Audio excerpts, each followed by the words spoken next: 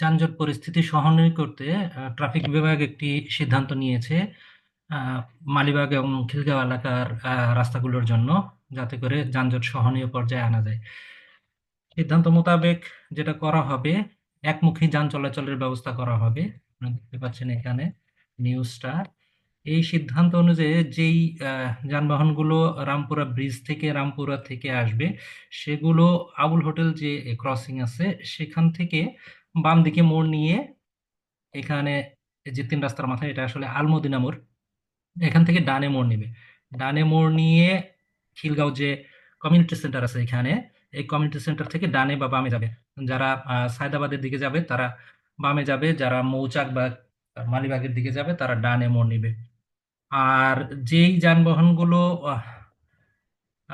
সায়দাবাদ থেকে আসবে বা খিলগাঁও রেলগেট থেকে আসবে, রাজারবাগ থেকে আসবে, সেগুলো আগে যেটা করতো, এই খিলগাঁও যেই কমিউনিটি সেন্টার আছে এখান থেকে ডানে মোড় নিত।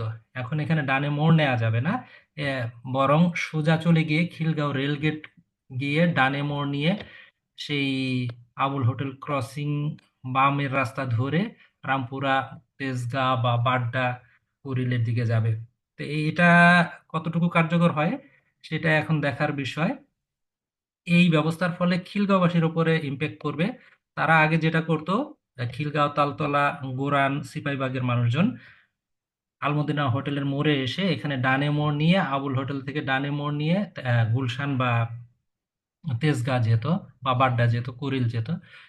এখন তাদেরকে আলমদিনা হোটেলের মোড় থেকে সোজা চলে আসতে হবে খিলগাঁও রেলগেটের মোড়ে, সরি, খিলগাঁও যে কমিউনিটি সেন্টার আছে এই মোড়ে। এখান থেকে ডানে মোড় নিয়ে আবার মালিবাগ যে রেল গেট আছে এখান থেকে ডানে মোড় নিয়ে তারপরে ডিআইটি রোড ধরে যেতে হবে কুড়িল, বাড্ডা, গুলশান, হাতিরঝিল ইত্যাদি জায়গায়।